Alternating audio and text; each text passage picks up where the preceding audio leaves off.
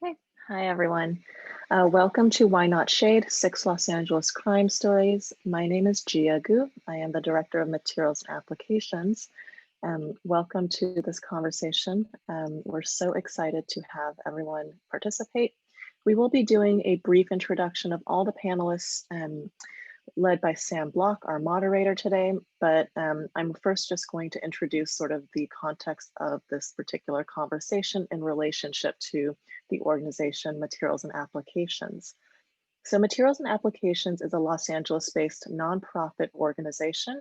We're a project space dedicated to critical and experimental architecture. So we're really interested in thinking about different ways of practicing within architectural and spatial design. One of our recent initiatives within the era of COVID and of course the era of heat waves and wildfires was this mutual aid initiative called Heat Aid.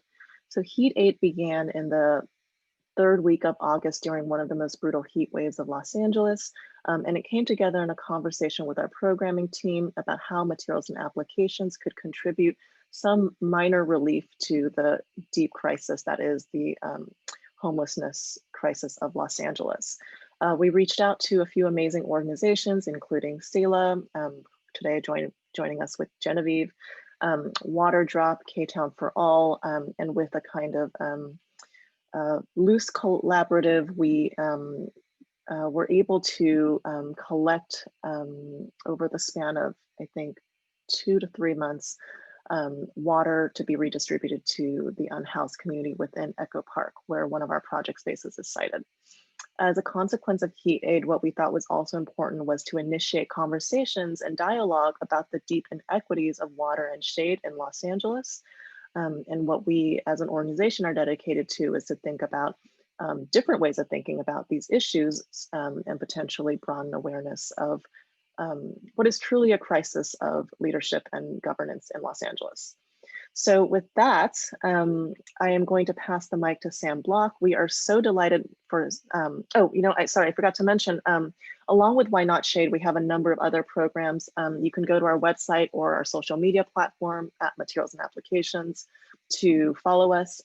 One of the projects that's opening next week is an installation in our storefront that's offering an interpretive signage of some of the dialogues and conversations around Heat Aid that have popped up within our work. This was led by Jessie Hammer of Pulp for Use. She will be installing a really wonderful interpretive signage that's part of a system of public awareness in our storefront. We also have a kind of mutual aid inquiry with students from SciArc Student Union looking at, the event is called Why Not Us? That happens Friday, November 6th. So this is working with student organizers to identify the harmful systems of architecture that they encounter and to think about the different ways that they can intervene. And finally, we're super excited to have Dean Spade, one of the leading trans activists and scholars, and himself a lawyer, who has been publishing and thinking about what mutual aid is as a form of political intervention. Dean Spade will be joining us Saturday, November 14th for another conversation led by our programming board.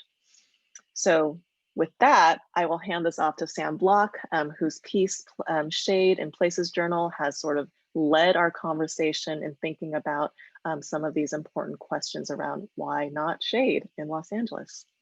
Sam, it's yours.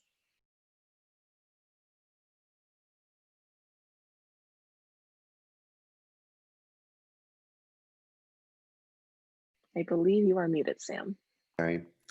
Hi, everyone. Thanks so much for coming today. Gia, thank you for that introduction. And I'd also like to thank Sage, Alyssa, Aubrey, Dana, Mateus, Jesse, Gary and Kendall, and everyone at Materials and Applications for organizing this series and today's conversation. I'd also like to thank our panelists who you see, Jessica, Genevieve, Lyric, Mark, John, and Kara for participating today. My name is Sam Bloch. I'm a journalist who lives in New York, and I'm honored to moderate today's panel discussion, Why Not Shade? Next slide, please. And the next slide, please. Thanks. Gia and the Materials and Applications team asked me to moderate because of an article that I wrote for Places Journal last year about this very issue of shade. In that article, I wrote that shade has long been understood as an amenity if it's thought about at all, but that now in an era of global warming and deadly 100-degree heat waves that have become more commonplace, we have to learn to think about shade and to see shade differently, more as a civic resource that should be shared by all. In hot climates, shade is a biological necessity, among the inalienable rights of man and beast, Bernard Rudofsky wrote. In the shade, overheated bodies return to equilibrium. Blood circulation improves. People think clearly. They see better. In a physiological sense, they are themselves again. But more than that, shade is an understudied index of inequality. You just have to look at a satellite map of the city or an aerial photo of Mount Washington to see the disparity. Leafy neighborhoods like this are tucked into canyons and built around golf courses, in the case of Hancock Park. High modernist homes embrace the sun as it flickers through thickets of eucalyptus. Awnings, paseos, and mature ficus trees shade high-end shopping districts. Meanwhile, in the flats, you see vast gray expanses, playgrounds, parking lots, and wide roads with almost no trees. Transit riders bake at unsheltered bus stops because the placement of those shelters has been decided in part by concerns about ad revenue. People experiencing homelessness take refuge in tunnels and under highway overpasses, and some stay cool by waiting in the shadows of buildings across the street. Next slide, please.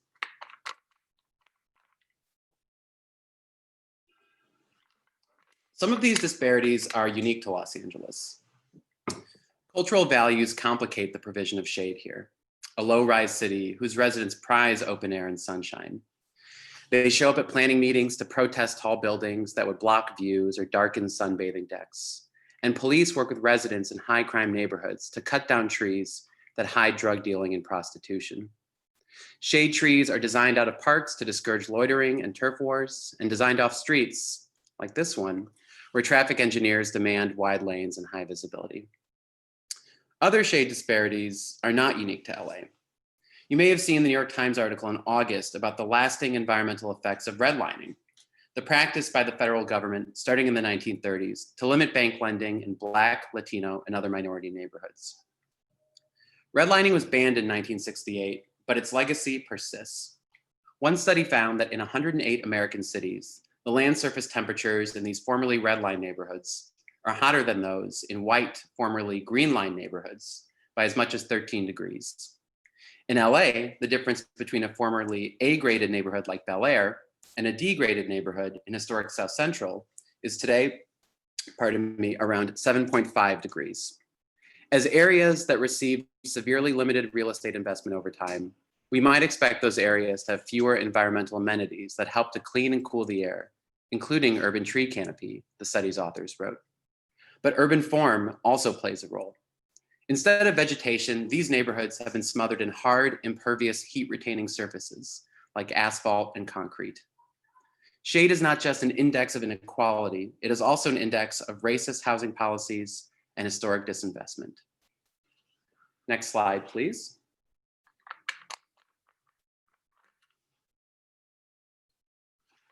So why do we need shade? In a forthcoming book, I'm going to argue for many reasons for shade. I'm going to argue that we need shade to sustainably cool our homes and lessen our dependence on air conditioning. I'm going to argue that we need shade to create open, democratic, and accessible public places where all kinds of people feel welcome. But today, we're going to hear from panelists who are going to argue that we need shade on our streets in order to use them. Several years ago, Los Angeles passed sweeping revisions to its general plan meant to encourage residents to walk, bike, and take more buses and trains. But as Angelenos have stepped out of their cars, they have discovered that many streets offer little relief from the oppressive sunshine. As Christopher Hawthorne, the former architecture critic who now works in the mayor's office, has said, not everyone has the stamina to wait out the heat at an unprotected bus stop. And during COVID, even fewer of us are welcomed into air-conditioned cafes. And today, we're also going to hear from panelists who will argue that we need shade on our streets so that people who live there and depend on them can be there safely with dignity. Next slide, please. This image of a bus stop in San Fernando was brought to my attention by Edith de Guzman, a researcher at Tree People, a nonprofit here in LA. On a 103-degree day, that bench baking in the sun heats up to about 125 degrees Fahrenheit, and the exposed sidewalk to 140 degrees. But under that ficus tree in the parking lot, in the shade, the surfaces are only 75 degrees. So shade is a key strategy to turn down this heat. It can improve dangerous conditions for vulnerable people, the very young and the elderly, outdoor workers, the poor, the socially isolated, and people experiencing homelessness. Too much heat is dangerous for people with chronic medical conditions, people with decreased kidney function, heart disease or lung conditions, people with diabetes or people on beta blockers, people who are obese or suffer from alcoholism. All of them are predisposed to suffer the harmful effects of the heat.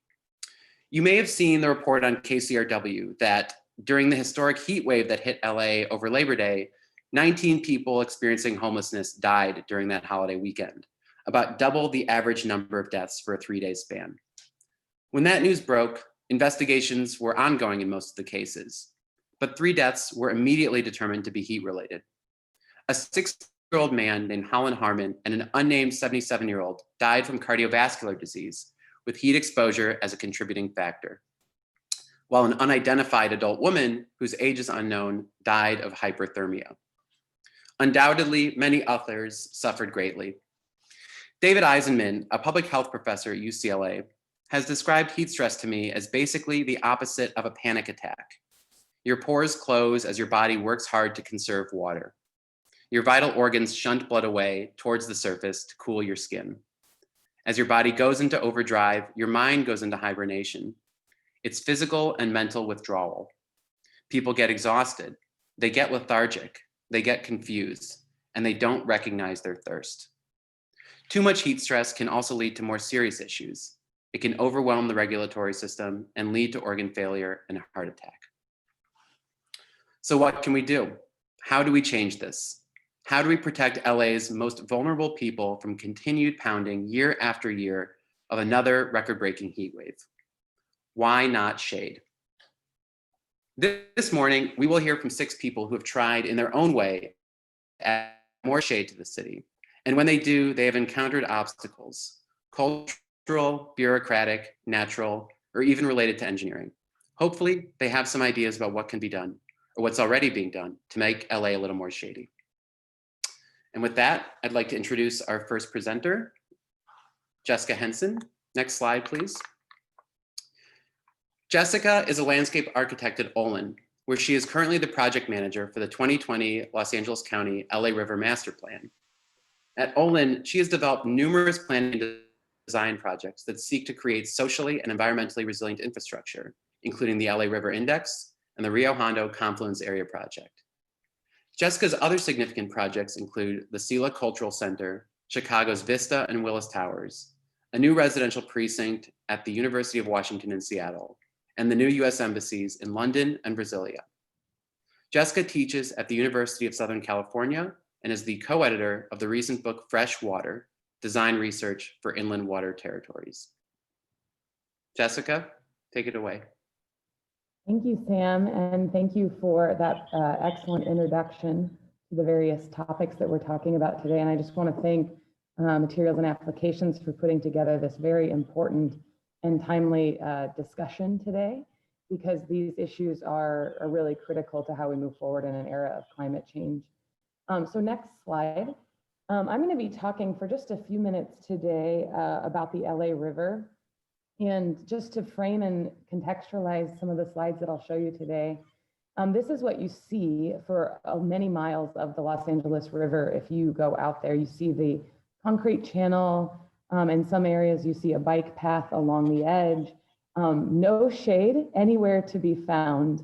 And actually, if you get out along the LA River and start walking or biking, it's often incredibly hot, incredibly inhospitable, and difficult even to be out there for long periods of time because of that lack of shade. And so I'm going to talk for a few minutes about some of the resources that we've been pulling together on the LA River Master Plan, some of the reasons why it's like this. And then, of course, during the conversation, we can dive into ideas and strategies as well. Okay, let's go to the next slide. For most folks that are maybe residents of Los Angeles, you may be familiar with the Los Angeles River, but just to help everybody frame this, the LA River is 51 miles long. It flows from the far west side of the San Fernando Valley at mile 51.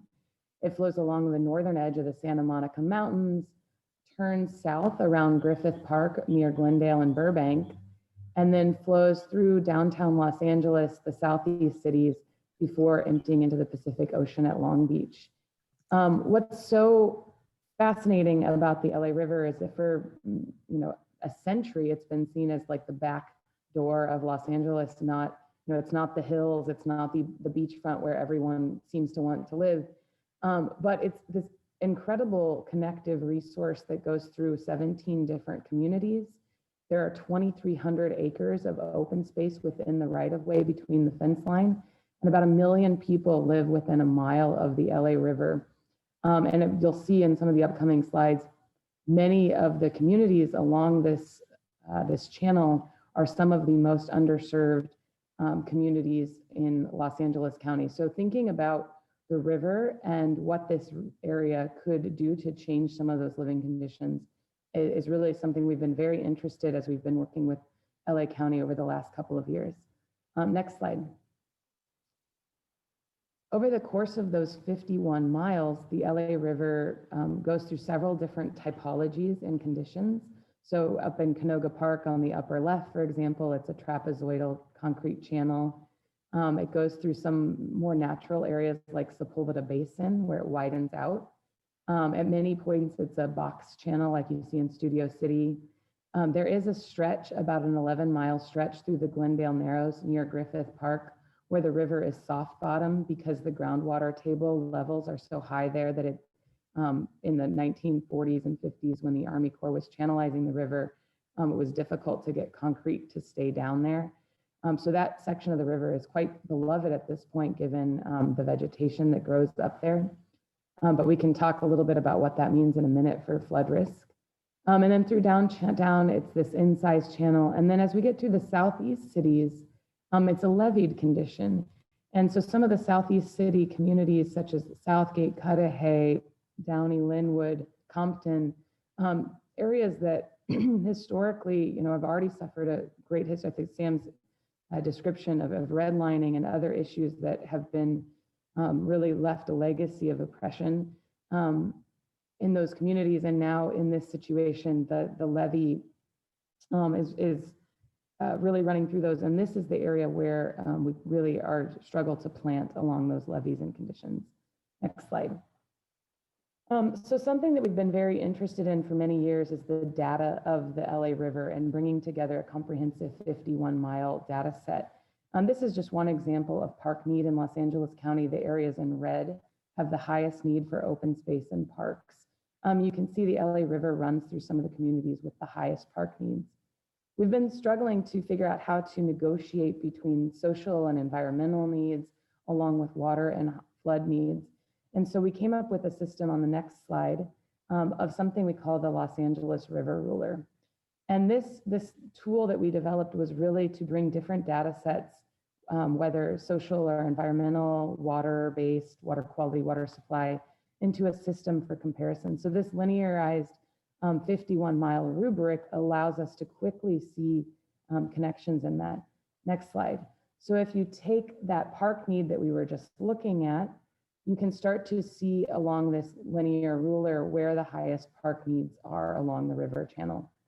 The great thing about this, which you can see on the next slide, is how we can start to quickly compare things like the Callan virus screen, which takes into factors of social and environmental issues and pollution and environmental degradation with something like park need. And you can start to quickly see neighborhoods that struggle from these issues. So you can see the southeast cities, you can see the far west San Fernando Valley have really high environmental burdens. We did this for ton of different data sets. If you go to the LA River Master Plan website, you can see we've done this for over 200 different data layers to be able to understand the relationships between different disciplinary issues.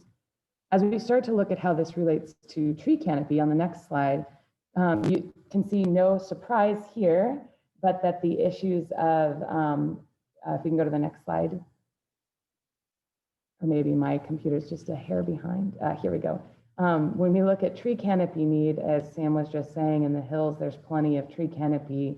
In a lot of those communities with the highest burdens, not enough tree canopy at all. Next slide. And you can see that here again, those same communities are showing up again. So if we zoom in on the next slide to those neighborhoods and start to evaluate the relationship between tree canopy and flood risk, you can see we have a high need, especially along the areas of the river for tree cover and canopy, but we also have a flood risk need we're trying to balance. Next slide. So the reason why those levees aren't planted is due to the requirements for vegetation planting on levees. So the U.S. Army Corps of Engineers has a national policy that keeps you from planting on levees. Next slide. And why that is because tree roots have the ability to undermine levees. And since we're trying to keep communities from flooding, we have kind of a catch-22 where we want the shade, we want that amenity along the river. We also want safety from flood. And so balancing and negotiating this is something we're spending a lot of time on right now.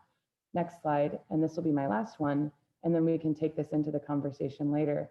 But we're working with the Corps and with LA County to develop details that would allow us to bring shade, to bring trees along the river without breaking that national policy for planting on levees. So you can see here, we're working to develop planting buffers and other ways that we can bring shade into these lower river reaches, especially where the leveed conditions are along the river. I'll turn it back over to Sam. Cool. Thank you, Jessica. That's fascinating, especially because I've always assumed that the LA River should be a place where we would naturally see plenty of trees because it's a riparian environment. So this why not shade because of flood risk is exactly the kind of obstacle or competing interest that I don't think a lot of people really understand.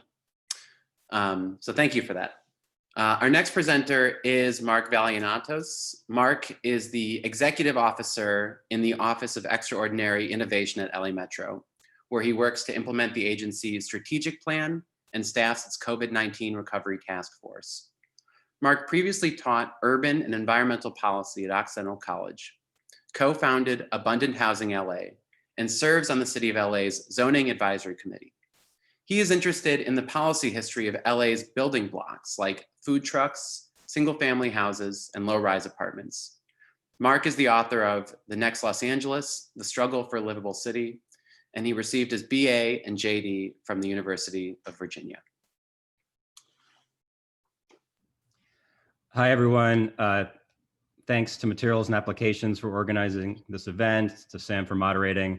Look forward to the conversation and questions. And just to clarify that I'm going to be talking a little bit about land use and zoning and how it intersects with shade. And that's more me with my kind of personal views on those policies. And if the conversation turns to issues of shade at bus stops, as Sam was showing, or train stations, then I can put my Metro hat on a little bit to provide some context on that. You can advance the slide. So just to start off, I think, I and probably all the panelists and everyone listening, we like the sun being in Los Angeles, we like the shade when it's too hot.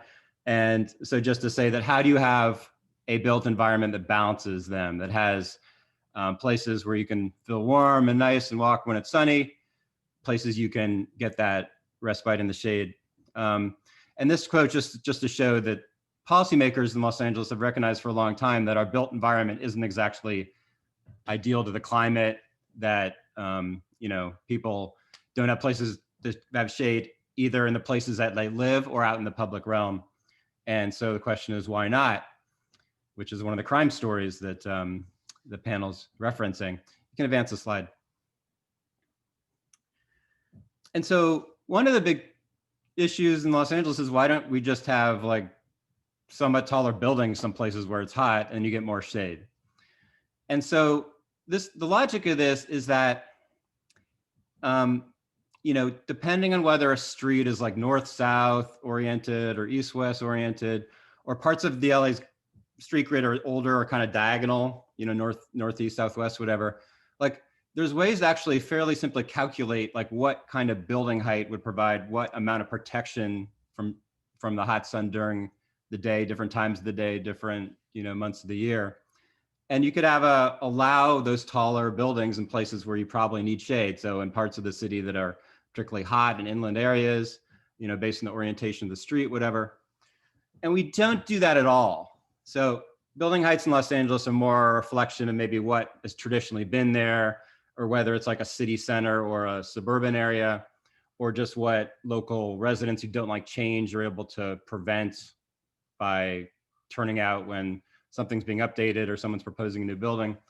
And so you have this mismatch between like kind of the need, the objective need, and then what's in our laws.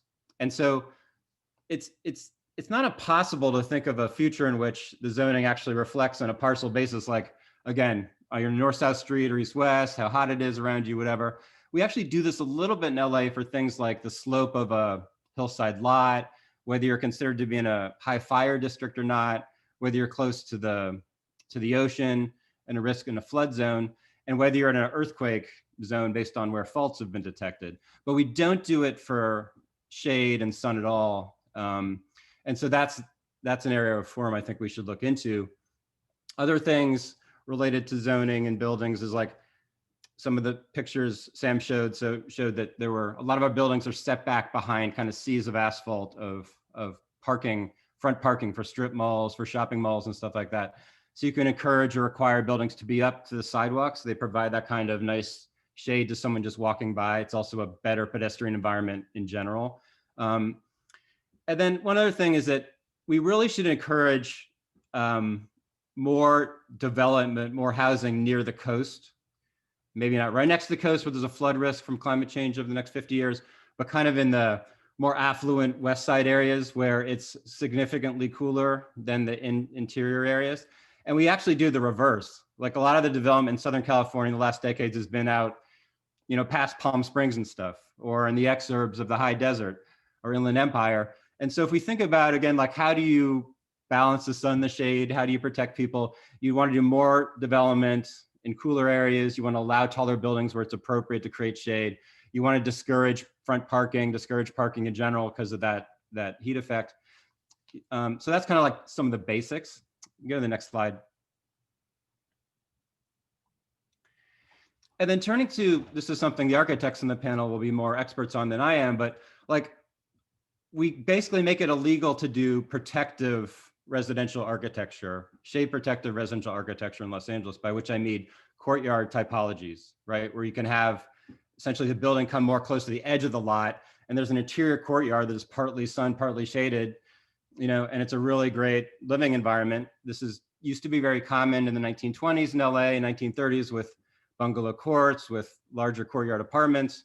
You can look as this quote from some cool mid-century modern architects said way back in ¡53, that we kind of have we regulate our zoning for our houses to be inside out, to be exactly opposite it should be. So we have like we follow kind of the English countryside typology of having a yard surrounding a house, and then the yard gets really hot and there's no courtyard in the middle of the house, versus like more relevant things we could learn from looking to Mexico, looking to other places that have kind of urban house things where you have walls, you have an interior courtyard, whatever. It's been common in the Mediterranean for 2,000-3,000 years, North Africa. So there's models to look at, including models from LA's history, but we ban them by requiring side yards, backyards, front yards, and also requiring parking, which kills a lot of the possibilities of an interior courtyard. You can go to the next slide. And then because we have such wide streets in LA, it's sort of infeasible to get taller buildings right away to like really shade them well. And so you also need obviously to look at street trees, which are essential. You know, the great boulevards of the world have 1 or 2 rows of street trees on both sides of the boulevard. They have very wide sidewalks to allow adequate space for the trees and for people. So we need to rethink our streets comprehensively. And then also temporary shade structures, whether it's something right now for COVID reaction and response where we allow, restaurants to take parking spaces and put up shade, or whether it's just in, allowing overhangs that somehow cross from the private over to the public property and create a road that's very comfortable to walk under. So all those kind of things should be up for discussion as LA gets hotter. Move forward, please. And finally, you can also say that the way we regulate the built environment is like baking us more in the future, because we don't promote energy efficiency enough. So we end up having our built environment and our transportation system uses a lot of fossil fuels, contributes to climate change, makes it hotter. People run their air conditioner more, we burn more fuel, and there's this kind of upward cycle of forest fires and high heat and all the risks of that.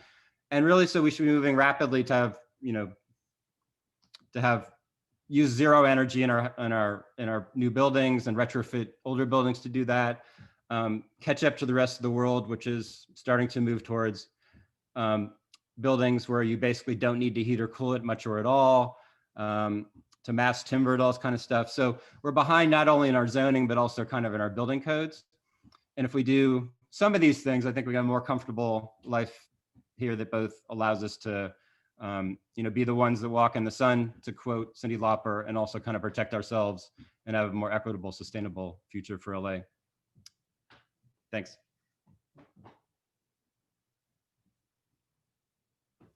Cool. Thanks so much, Mark. That's great. Yeah, just a ton of really interesting, great stuff there. I should point out that there's emerging science and some studies that'll be published soon by researchers that show pretty definitively that the shadow from a tall building, or really, yeah, a tall building, but a solid built structure actually has a more profound effect on human comfort and cooling than the shade of a tree. The question is really, as you sort of point out, do we want that in LA? Yes, we want the respite, but is that what we want all the time? So thanks for sort of bringing these important cultural questions into it too. Our next presenter is Genevieve Liang. Genevieve is a clean technology strategist whose primary work focuses on decarbonizing the primary industrial sectors contributing to climate change. 3.5 years ago, she began a deep dive into the homeless services ecosystem in Los Angeles via volunteer roles as the executive director of Cardborigami, an emergency shelter product nonprofit, serving on the board of the SELAH Neighborhood Homeless Coalition, and as a co-chair of her neighborhood council's Housing and Homelessness Committee.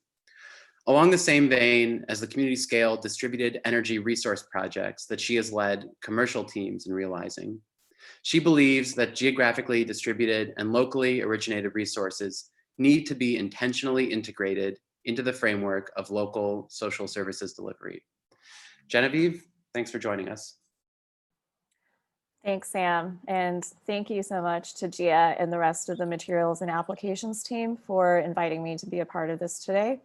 So I don't have any slides. And one of the reasons why is because I think probably everybody on this call, regardless of what city or geography you're joining us from, is pretty familiar with what street homelessness looks like. And perhaps you've even seen different expressions of that in your parks, underneath the freeways, on the sidewalks.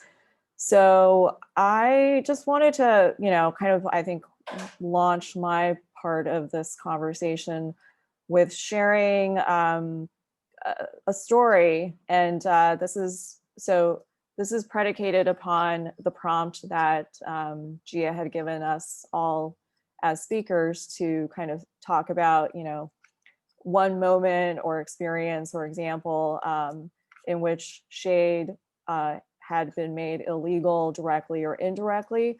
And as I was thinking about, what to say about this, I really there is no one example for me, because over the past 3.5 years that I've been, digging into what our homeless services ecosystem looks like in Los Angeles, pretty much every single week I come across, multiple examples of shade having been made illegal, which really exacerbates the human condition of folks who are experiencing homelessness that we see and that we interact with.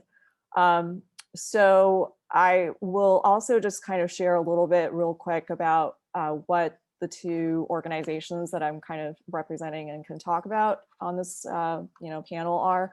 So number one, Cardborigami is a nonprofit that I have been helming as a volunteer, which has a very unique, I think, product that is made from cardboard and is based on origami concepts to be a very quickly deployable emergency shelter for anybody who needs to use it. So, the sole application is not just in the homelessness space, but it has been deployed for, some emergency relief in disaster situations, for instance. As Sam has alluded to, and I think other speakers have alluded to, even though a design may be well-intentioned, it doesn't always end up getting realized because of the complications of bureaucracy and policy that affect whether or not a solution can actually be implemented. So I am also involved with the SELAH Neighborhood Homeless Coalition, which, if you are an Angelino, you may be familiar with us. SELAH stands for the 5 original neighborhoods, which our coalition started with about 3 years ago as well, to just kind of go out and have neighbors like myself who are housed start getting to know people who are unhoused in our communities. So the S stands for Silver Lake, E stands for Echo Park, L stands for Los Feliz, A stands for Atwater Village, and H is kind of a combo of Hollywood and East Hollywood. And we also touch the communities now of Cypress Park, Glassell Park, Eagle Rock, and West Adams through some of our chapters. And so what I wanted to share with you in terms of just, I think my opening story is that if you are not familiar with municipal codes in your city, you should, because that is where a lot of these things are embedded, along with zoning regulations. So in Los Angeles, there is something called LA Municipal Code 41.18. So it's 4118. And that is a municipal code which for a long time essentially dictated, what could serve as, a legal presence in public space. So 4118 has been litigated over the years quite extensively. And I'm just gonna kind of give you a sense of, where it's at right now. So in 2007, this law about where people could sit, lie, or sleep really was challenged and ended up being, in terms of the city, being sued by advocates for the fact that it made it illegal for people who were experiencing homelessness to be, anywhere in the public space. And what they agreed upon there was that there would be, kind of a moratorium on the enforcement of 4118 so that folks, who needed to be outside sleeping would not be ticketed between the hours of 9 p.m. and 6 a.m. So fast forward, it's been kind of loosely not enforced, but a lot of law enforcement also didn't quite get the original memo that, this law was sort of on hold. Last year, about a year ago, in 2019 in the summer, there was a really pretty monumental ruling which came down from the Ninth Circuit Court of Appeals, which was called Martin versus Boise. And this was a case that, took place in the city of Boise in Idaho. And what it did was that it essentially kind of declared that, laws like 4118 or municipal codes like 4118 were unconstitutional unless there was a humane alternative for people to be able to seek shelter. So what happened was last summer, this LA City Council, as well as the County Board of Supervisors, then mounted kind of a legal challenge through amicus briefs to urge that this appeals court ruling be overturned. And that's kind of where it's at now. It's awaiting potential pickup by the Supreme Court. It hasn't really moved very far in the past 12 months, but there is really this ongoing very much like legal tension that could impact tens of thousands of people just in the city of LA alone, let alone the 250,000 people, across the entire country who are experiencing homelessness. So I am going to just read you a community impact statement that I helped craft, as part of being on the Echo Park Neighborhood Council's Homelessness and Housing Committee. And this was a community impact statement that we submitted to the City Council, in opposition to what they were trying to do, because basically once they realized that this court ruling was going to make the existing law on the city's books ineffective, they started to talk about drafting and putting more specific language around the 4 different, subsections of this law, which would have made it even more onerous. So I'm gonna go ahead and share this with you. The proposed rewriting of LAMC 4118 as the city's response to the Martin versus Boise Ninth Circuit Court decision, which already rendered the current writing of the existing ordinance unconstitutional, will continue the city's counterproductive approach to the homelessness crisis. This bill would make it illegal to sit, sleep, or lie within 500 feet of a school, park, or daycare center, and 10 feet from any utilizable entrance, driveway, or loading dock. So I'm taking it aside.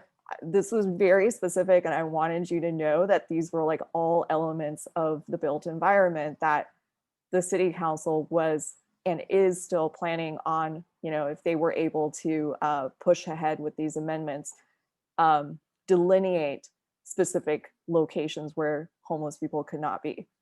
So now back to the statement.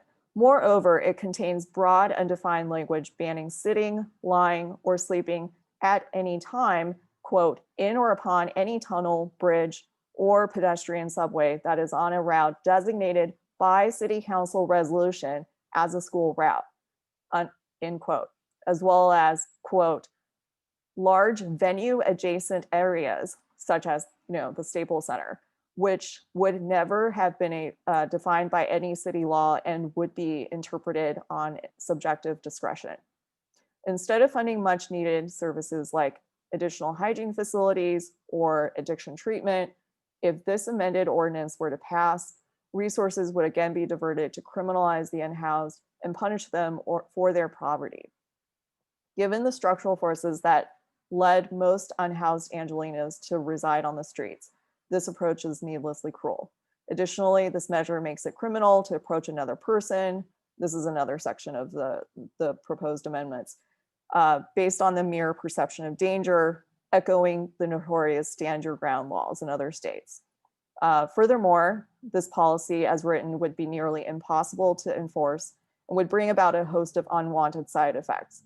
For example, children waiting for their parents to pick them up after school would be turned into criminals if they were to sit down on the sidewalk. Measurements related to doorways will be litigated ad nauseum at enormous expense to taxpayers of Los Angeles. This ordinance, much like its predecessor, would struggle to withstand a legal challenge. So that is kind of the meat of what I wanted to share with you guys. And you know, I'm happy to talk about other related municipal codes, which also impact shade and people's possessions of anything that might provide them shade. So thank you for the time. Well, thank you, Genevieve. You know, I initially, when you said there's not, initially when you declined to share a story and you said it's just too much, I sort of bristled a little bit because I thought, well, I'm looking for that specificity. But in fact, the specificity is homeless people and the unhoused people who are experiencing homelessness, and the unhoused people are basically being criminalized from participating and being in public. It's sort of what it sounds like you're saying, that it would be illegal for someone experiencing homelessness to be near, like, most of what we even can think about as what is in a city: a venue, a doorway, a school, a driveway. Yeah. I mean, it seems so complete. To be in the public eye. So we'll table that for the moment, but we'll definitely return to that for the conversation. Thank you for sharing that. Next, we're going to hear from Lyric Kelkar.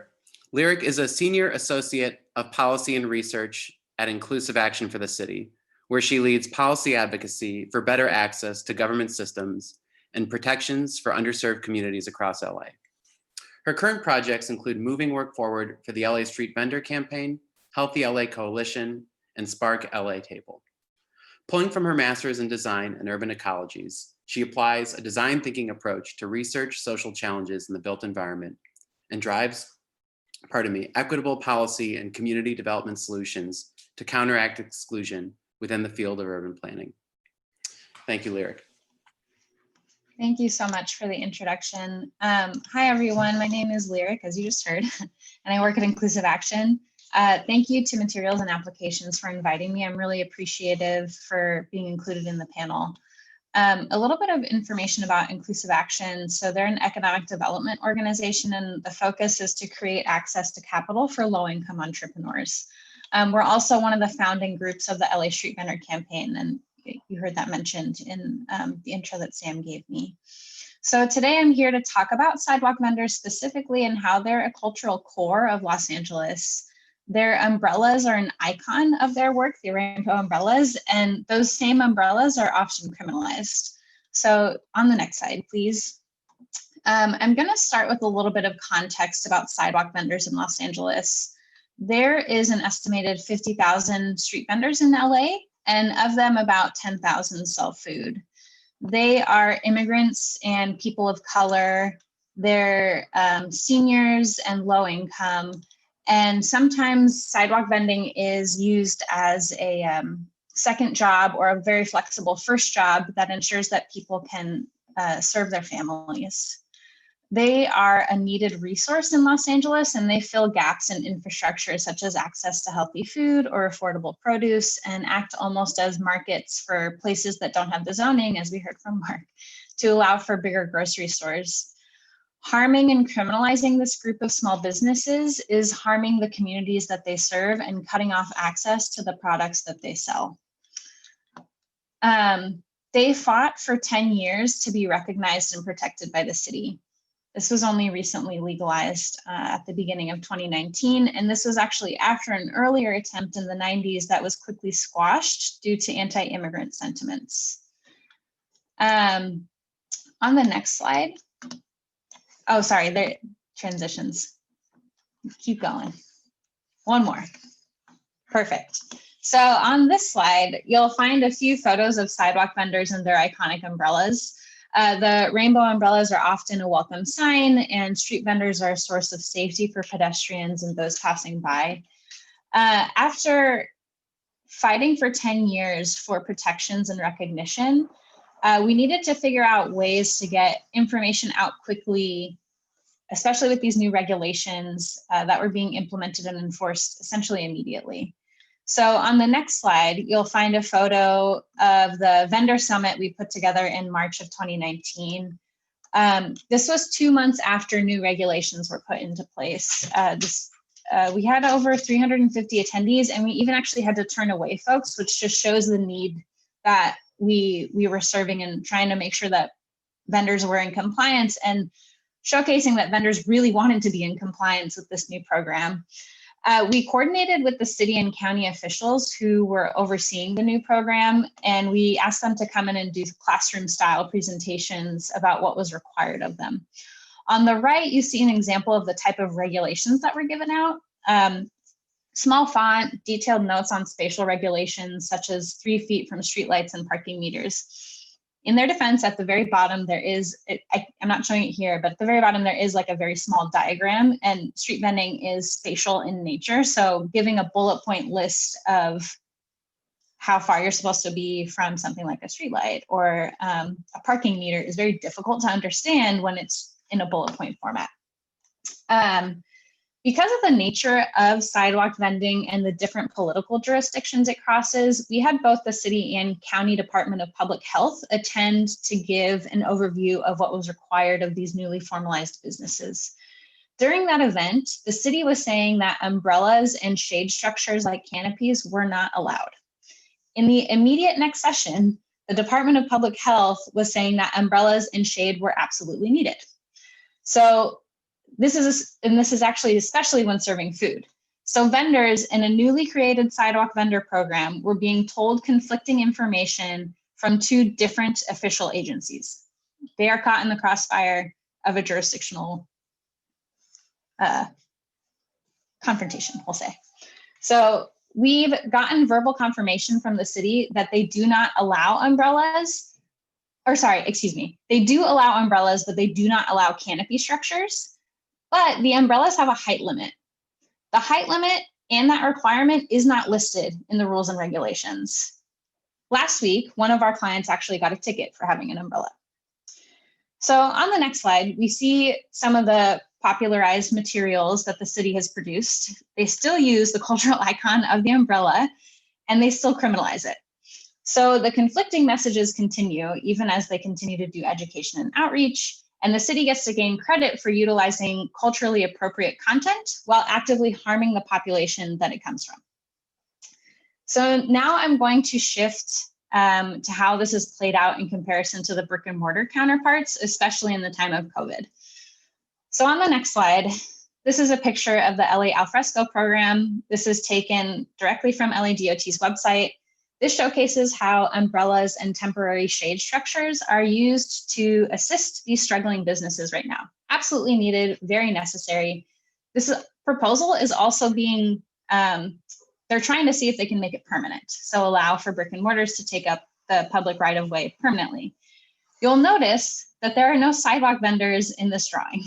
Arguably, they are some of the first al fresco dining option in Los Angeles. They're, by nature of the work, they work outside.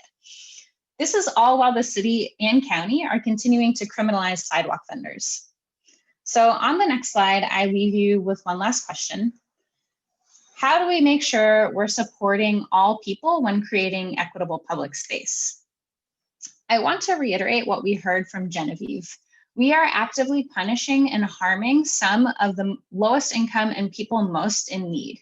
We operate from a standpoint of scarcity and inequity, prioritizing the needs of certain people over others. So there is a way to create spaces that truly serve the needs of people and integrate those needs into the built environment, while also making sure we're creating policies, there is a way to create a better built environment and make sure that we are not creating policies that actively harm and criminalize residents and micro entrepreneurs.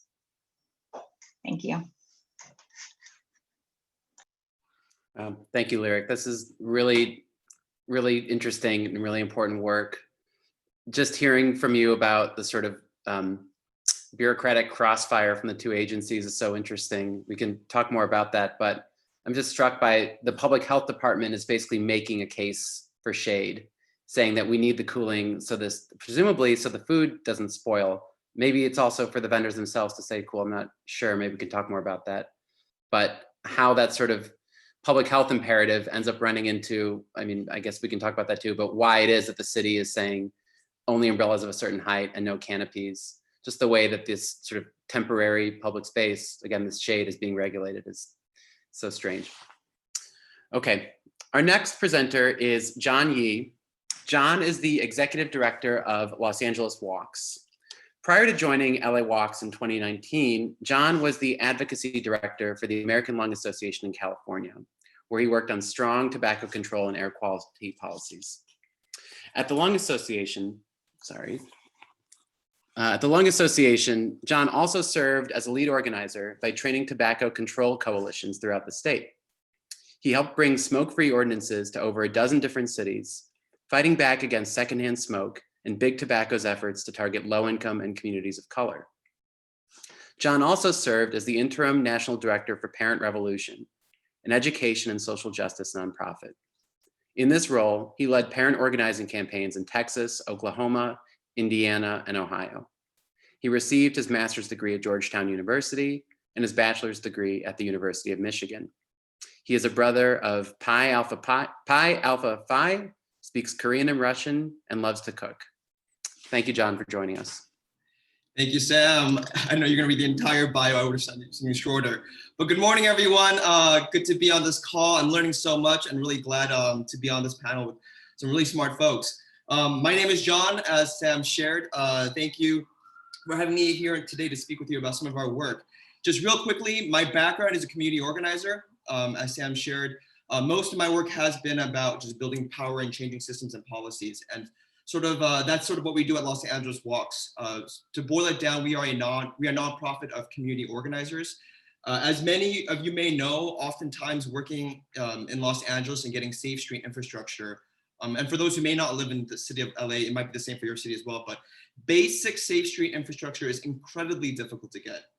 So curb ramps, stop signs, flat sidewalks, crosswalks, bike lanes, bus shelters, shade. These are all incredibly difficult to secure in LA unless you have social political capital and then you speak fluent English. And so the work that we do at Los Angeles Walks is to partner with communities as we pursue these safe street infrastructures. So I'm gonna go to the next slide. Oh, I guess John, maybe it didn't update, but let me just try. As you look for it, I'll talk. Thank you. Sorry about that. And I should apologize. Last minute, I put in the pictures onto the slide. It should be fine, but let me just represent. Okay, no worries. I think it just has to be. But we thought we were so smart. Sorry, go ahead. It's all good. Don't worry. No worries. As Gia pulls it up, let me just explain sort of what I'm gonna be showing. I'm gonna spend a few seconds to talk about my favorite subject, which is speed humps. And you must be like, why is John talking about speed humps? And I'll get to the point. I'll get to why we do that. So in the city of Los Angeles, if you want a speed hump on your street, you have to apply. And this is a picture of the campaign. If you want a speed hump in Los Angeles, you have to apply within a window that opens twice a year.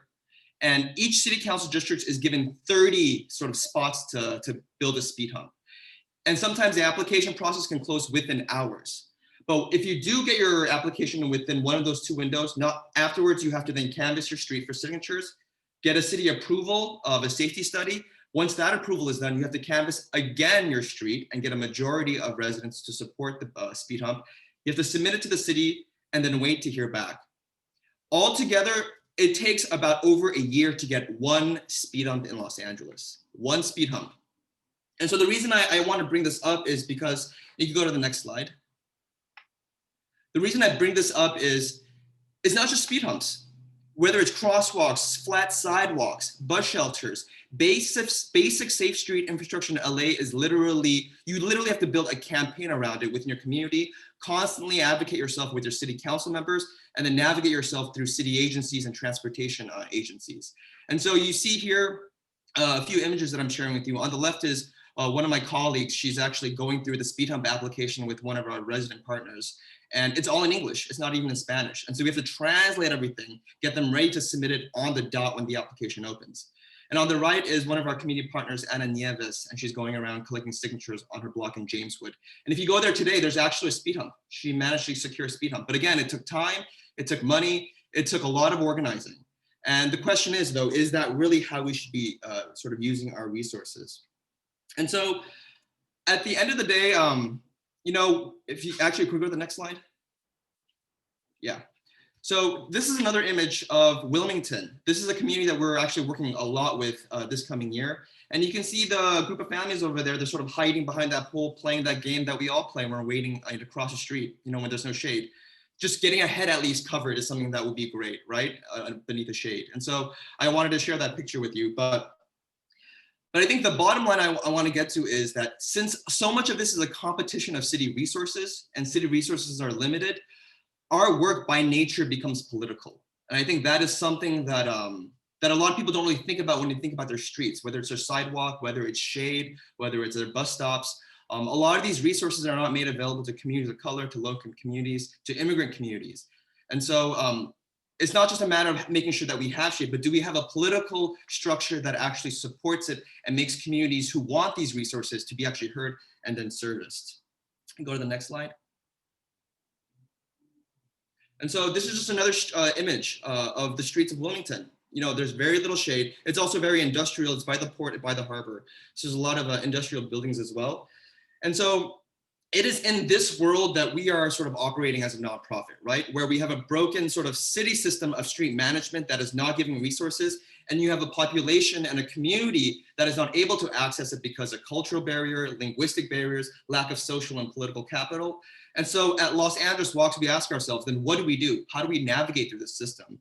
And so in a strange way, the pandemic has pushed us in this direction, which is, you know, instead of organizers going and organizing communities, we've actually started to build what we're calling a promotora educator program. And we're sort of borrowing it from public health, which is we're giving resources to community residents themselves to create these tables, to create these spaces to organize and advocate for safe street changes.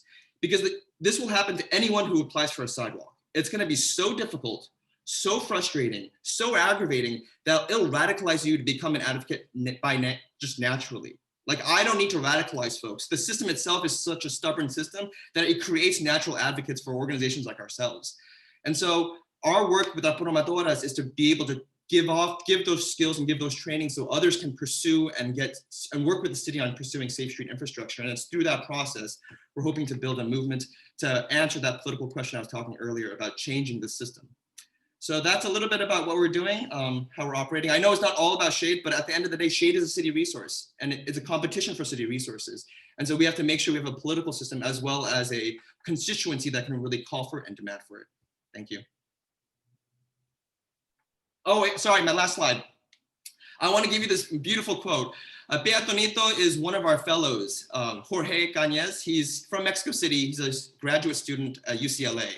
And if you actually Google him up, you'll see a lot of articles from the Wall Street Journal to CNN written about his activism work in Mexico City. And he uses political theater and street demonstrations to get people to slow their cars down. And this is he said this quote just in one of his articles, and I thought it was beautiful, but I wanted to share. The pedestrian is nobody in the city. He has been forgotten by authorities and by our own citizenry. The curious and paradoxical thing is that we are all pedestrians at some moment. As such, we have forgotten ourselves. So with that, thank you. Awesome. Thank you, John. Those images from Wilmington are so stark and evocative. And it's funny when you say that game we all play about just trying to find the tiniest little sliver of shade. Everyone knows it.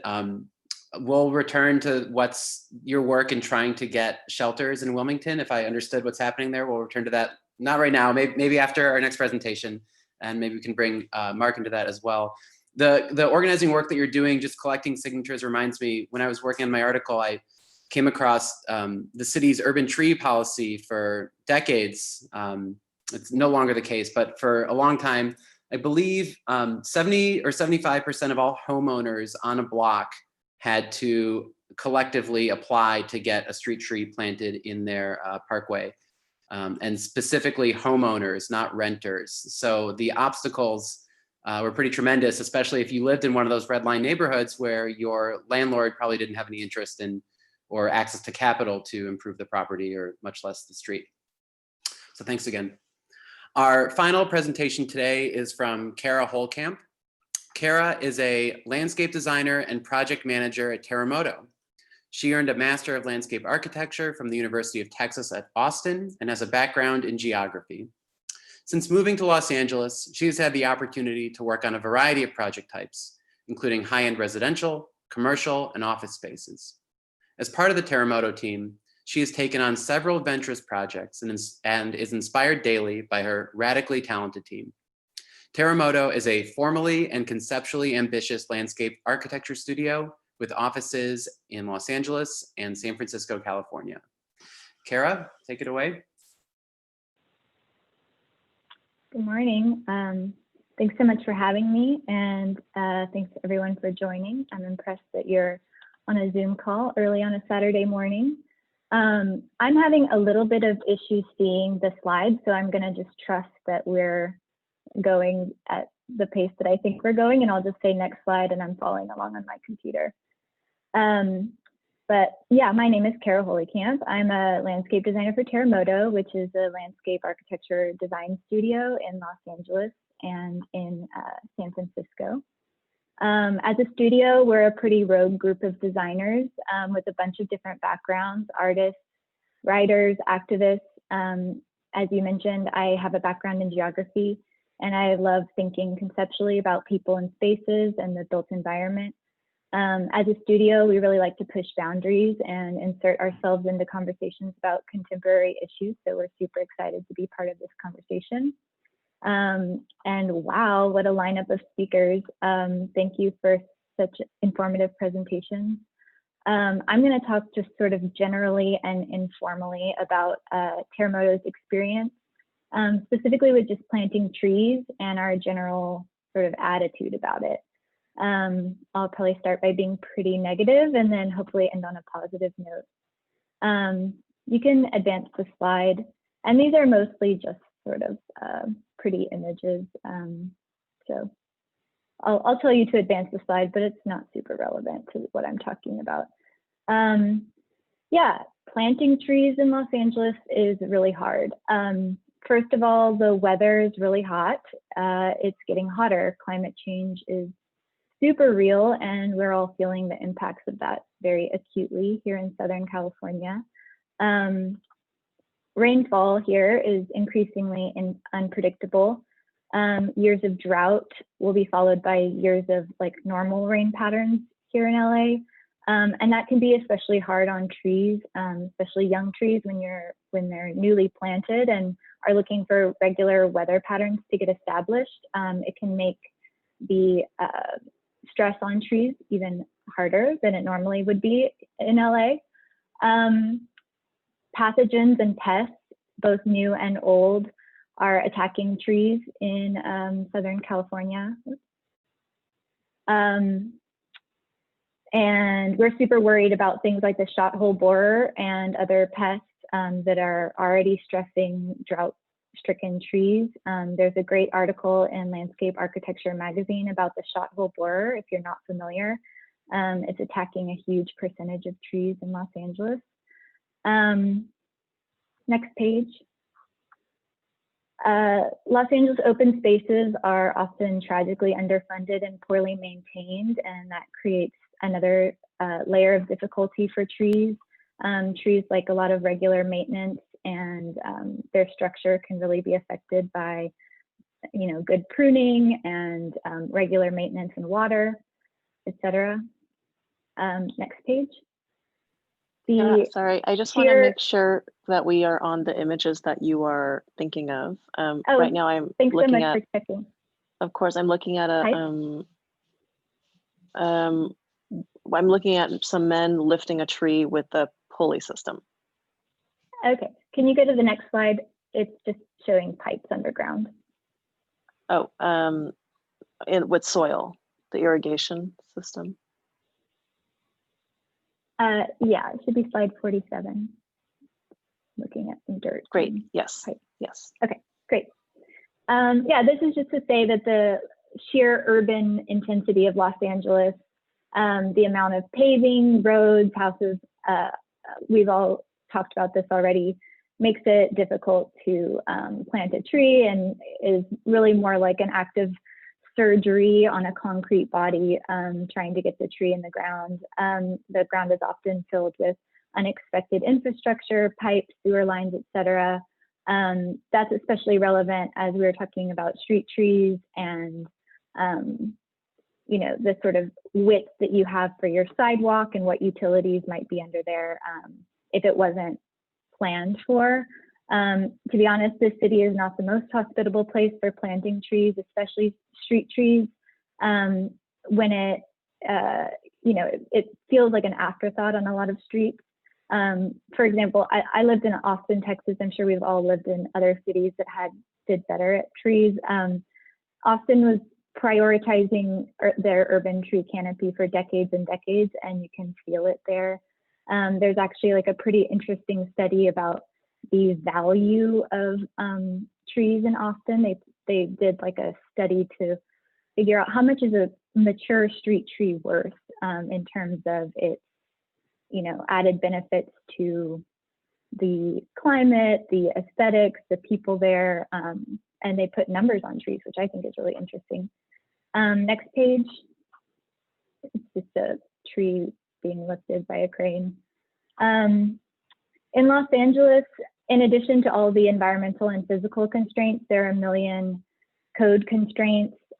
Seems like you guys are all pretty well versed in that. We kind of like come across those as we get to them. And they're all thrown at you when you decide to plant a tree. LA Department of Water and Power has power lines that crisscross the city almost entirely, and they don't want you to plant trees under those cables. If you do, they show up and chop the tree in ruinous and tragic ways.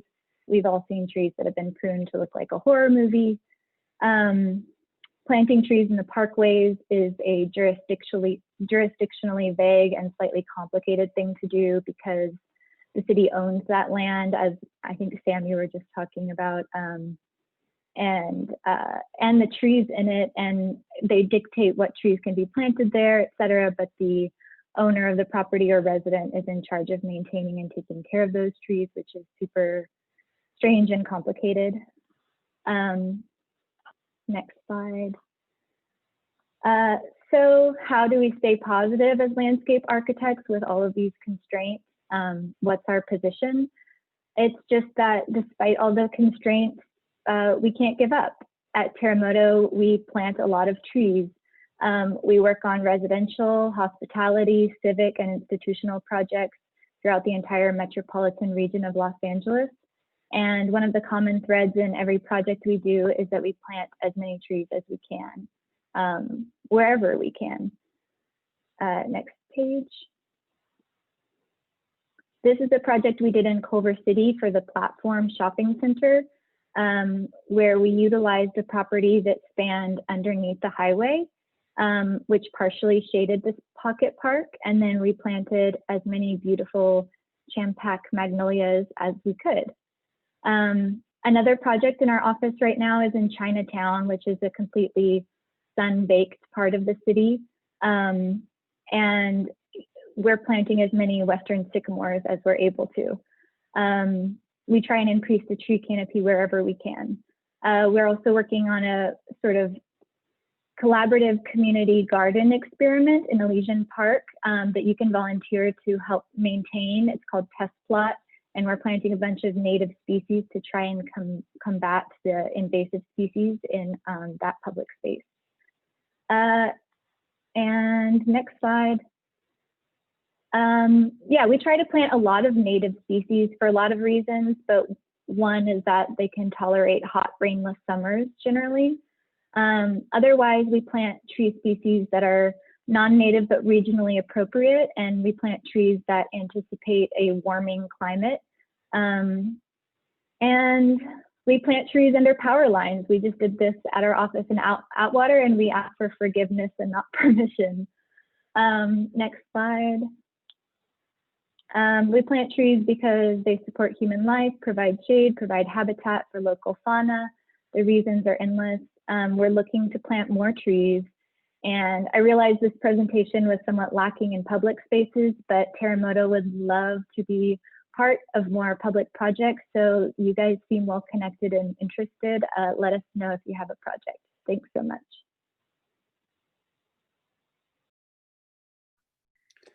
Awesome. Thanks so much, Kara. And thank you all for these presentations. This is like, I'm a little overwhelmed right now. I have so many questions. I do want to get the audience involved. So if you have questions for the panelists, please use our Q&A function. Oh, it looks like we just did a little formatting there. Yeah, please use the Q&A function. I think, yeah, use the Q&A function. That's all I'll say. I do want to ask a couple follow-up questions to some of the panelists now. And hopefully I can sort of do it thematically so we can get a couple people answering at once. I'd like to start with the landscape architects, actually. So that would be Jessica and Kara. You know, both of you have talked about some of these obstacles that you run into with planting trees. With Jessica, it's the issue of the flood channel. With Kara, it's the issue just of the sort of underground infrastructure that has basically always taken historical precedence in LA. So I kind of want to hear a little bit more just about other forms of shade. Kara, you mentioned the platform park in Culver City that's under, I believe, a freeway overpass. I'm really interested in these sort of accidental shade creations. And I was sort of hoping that the landscape architects could start just by talking about why shade of any kind, whether it's from a tree or a freeway overpass, you know, I think I and others have sort of made the case about shade being like a biological necessity in a hot climate and a real sort of important matter of life and death. I would also like to hear just why it helps us make important and memorable places and spaces. What does it really mean as a landscape architect for someone to be in the shade? I think, Kara, you might be muted. Oh, thanks. Yeah, I'll speak really quickly to that project at the platform, even though I was not involved with it. I actually lived down the corner from it while it was being built. And I think it's a super interesting project in that it's using a space that can be this sort of leftover space and sort of beautifying it and making it a place to gather. And I guess for me, that's interesting, like the idea of a canopy being something that creates shelter, and whether that's, you know, an awning, an overpass, a tree canopy, that idea of something that creates a space just by its physical presence can create this sort of sense of a place of respite or a place to be. You know, I think it's like sort of human nature to want to like have a shelter. So I think that's an interesting project in that it used something that we didn't build specifically or design, but used something that was already there. Yeah, I think that's an interesting question, Sam, for sure, because in any project, we're really seeking to create a variety of experiences. I think, as you said at the beginning, some days, or maybe Mark said this, when it's cooler in the winter months in Los Angeles, sometimes it's nice to be out in that sun when it's 65 or 70 degrees. And then when it's 100 degrees, we certainly are looking for the shade. And so getting that mix of experiences is really critical to our thinking. The other thing that's interesting is that there are different types of shade, like the heavy shade of, say, a ficus tree that's grown very large versus the, you know, the dappled shade maybe of like a jacaranda tree. And that's similar for various architecture. So like a highway overpass, which is so solid, creates a very dark and heavy shade, whereas maybe a lighter pavilion creates, you know, with slats or something, creates a dappled shade. And it's usually kind of nice to be in a dappled shade. You get some of the cooling, but you still get that nice light. Sometimes the heavy shade of, say, like an overpass or something starts to create kind of like it starts to tinge towards scary, or those spaces feel less nice. So like if you think along the Los Angeles River, sometimes the LA River Trail does dip down under, say, a bridge or something. And those spaces actually become, even though they're shady, so it's nice to be out of the sun, they, you know, it's like where a lot of birds hang out, and maybe like it's not very clean and it gets a little weird. And so that typology ends up being not an ideal, you know, place to hang out either. Something we are looking into, say, like along the levees, are the creation of river pavilions that would be some sort of structure. And we've been developing 3 different tiers of those pavilions. So the simplest one is literally, we're just calling it a tier 1 shade pavilion. And that pavilion is designed to provide some really basic amenities, a place to sit, a place to get out of the sun if you're along the LA River. And the good thing about that sort of shade is, since it's not a living thing, the foundations of that sort of pavilion doesn't have an impact on the levee itself in terms of undermining the integrity of it. And so that sort of cadence we're looking at, it feels like every half mile or so along the lower river, there needs to be something like that, some sort of structured shade that can be there. But anyway, so those are some of the things we're thinking about as we're looking at these different environments, and what is actually like the quality of the shade becomes really important, funnily, to that discussion. Thanks. Those are really good answers. I want to turn now to the issue of another kind of shade, the bus shelter shade. And I sort of want to pose this question to John, and then also Mark, perhaps in your capacity as someone who works at Metro, you can talk about this too. I mean, John, I think what you were trying to say is that your work, it's very hard for you to get a lot of these very basic public amenities, in the specific example being in Wilmington, and please correct me if I'm wrong, it would seem to me that the bus shelter would be one that you would think would be a kind of a basic amenity. You're standing around, it's hot. Why can't we just get a little bit of shade here while we wait? Maybe you could talk a bit about that specific site and what you want there. And then Mark, I'd like to turn it over to you after John talks, or maybe together, just to sort of talk about what Metro's plans are for bus shelters, and sort of what some of the constraints you run up against. And, you know, why can't we just have a bus shelter at every bus stop? So yeah, I mean, so a few weeks ago, one of our community members did follow up. This is with the Dash bus. So for those who don't know, the Dash buses are LA City buses, they're not LA Metro. And so one of our resident partners had reached out about getting a bus stop there, and the city does have a bus shelter program. So they applied to that program, and the feedback that we got back was that they weren't able to do it because of finances. I mean, the reasons were pretty much the same reasons we get a lot of pushback when it comes to our speed humps, our crosswalks, or curb ramps. There's just not enough money. And the way they did it is each city council district has a sort of select amount of money that they can use for this kind of stuff. And if it runs out, you just run out. And so that wasn't made entirely clear to our community members. The process wasn't entirely clear. So even the process in itself wasn't the most accessible for our community members. And so again, we're finding ourselves having been told there aren't resources. And so as a resident, the responsibility again falls on us to go, okay, how do I fundraise for those resources? Do I need to reach out to the local developer who built my apartment building and figure out what they have and what they can do on the sidewalk space? You know, if there is another development happening in my community, do I go reach out to them and talk to them about building more sidewalk space so they can put bus shelters there next time? And so I think it almost unravels to the point where the resident again has to really lead all these changes. And if you have, you know, more than one job, if you have kids you have to worry about, if you're at a pandemic and you're home all the time, like all these resources again are further and further out of reach because we put all these responsibility on the residents. And so we're seeing the same kind of sort of system pushing back at our communities when it comes to bus shelters that we've seen in so many other places. And in terms of Metro's plans for bus shelters, I mean, the first point is that Metro and other transit agencies in LA County don't control bus stops. The land there is owned by the cities in the vast majority of cases.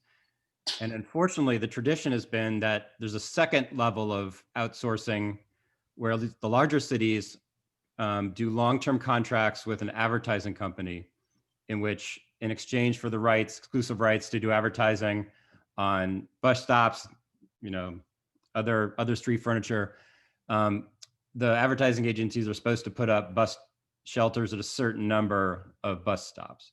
And as you referenced, Sam, the tradition over the past 20 years with the city of LA's contract is that if you're an advertiser, the places you want to put shelters are in affluent areas where you have consumers who might see an ad for expensive perfume or something and spend a lot of money. And then plus, every bus stop can essentially be vetoed by a business owner or adjacent property owner or by the city council member if residents, for example, don't want low-income bus riders to be able to have easy access to their affluent communities. So we've created a diffuse and dysfunctional system for establishing basic amenities, not just shelter, but seating, but lights, but whatever, real-time arrival information at bus stops, of which there are like more than 20,000 in LA County. I think 13,000 of them our buses stop at. And so we've been working well with the city, with LADOT over the past several months as they prepare to go out to do a new bid for a new contract for bus stops and shelters in LA City.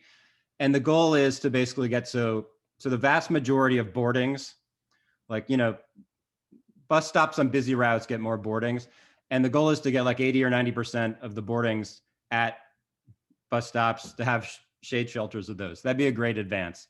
And we've been doing analysis based on how many people get on each bus stop a day, where are there what we call equity-focused communities with low-income residents and communities of color, and also a heat index for the city. And to put that together to have a map that shows basically where the bus infrastructure improvements should go to actually help people. And we are pleased that the city is working towards a system that would put more weight towards those factors and require or encourage their new contractor, whoever it is, to do more in those cases. Now, the one challenge is that it's a bad time to go out with any contract for advertising just because commerce has been crushed by COVID-19. Now, just to throw out a model that they do in another place, like in London, for example, Transport for London, the transit agency, what they do is they basically invest public money up front, build a bus stop or pay to build a bus stop. And then they do a contract for advertising to pay themselves back, the public sector back, for having built it. And my personal view is that some co-investment model with the cities, with Metro, with other transit agencies to create great infrastructure for our riders and then use advertising to pay ourselves back is a better approach than to rely on advertisers to do it.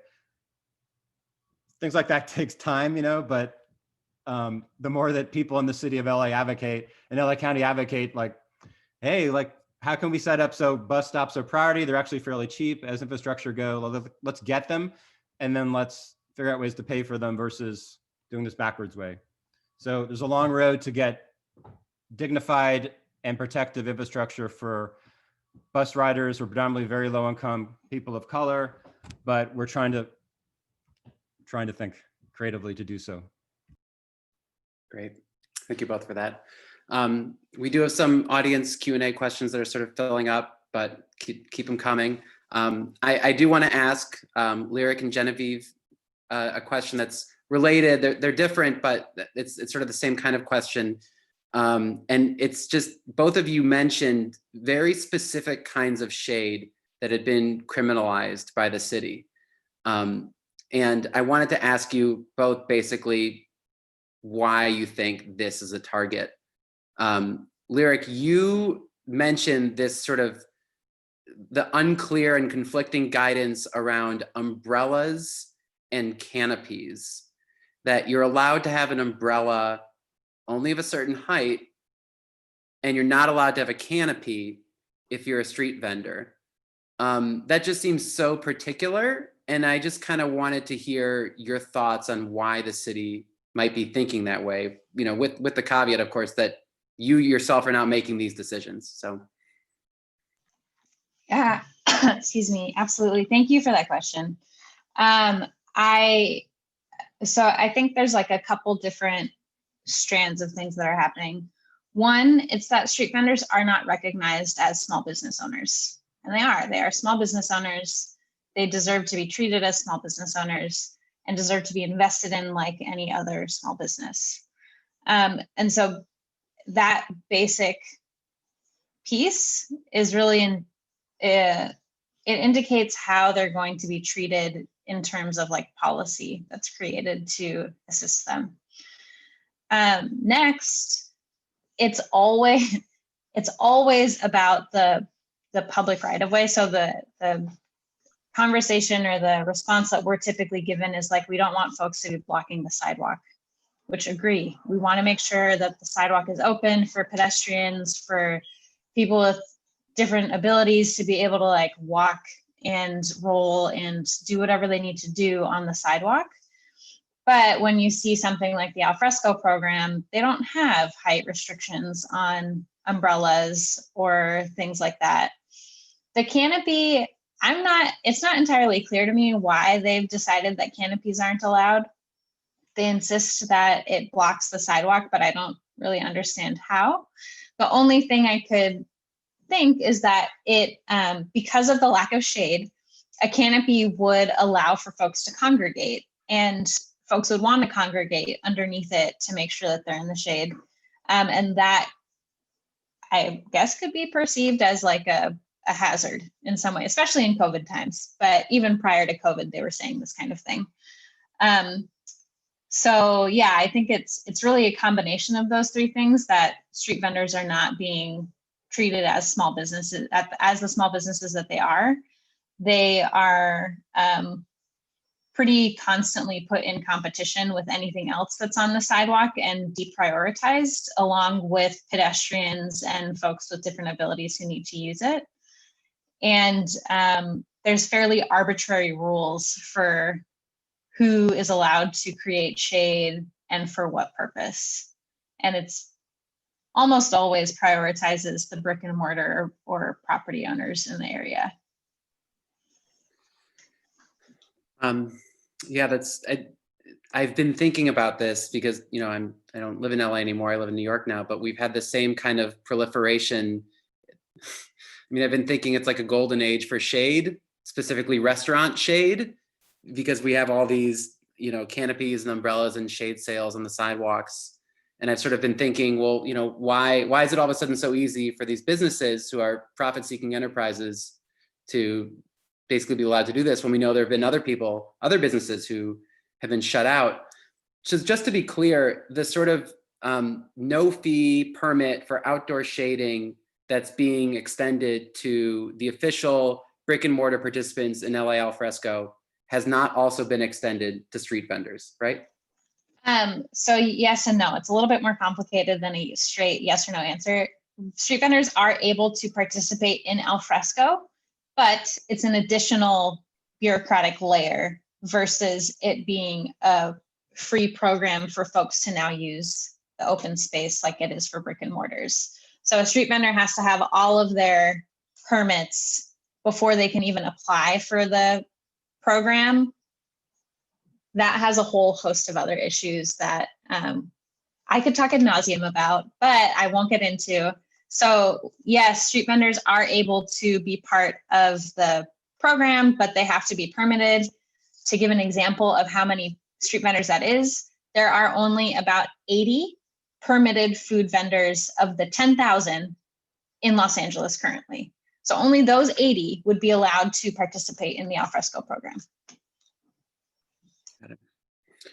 Okay. All right. And then Genevieve, you also, when you were talking about, please correct me if I'm wrong, that LA Municipal Code 4118 criminalizes, well, takes away the constitutional right of people experiencing homelessness to be on the streets, to sit on the streets, to lie on the streets, to sleep on the streets. You mentioned all these places where where the city is now seeking to ban them from even just existing in public. One that you mentioned that stuck out to me was doorways.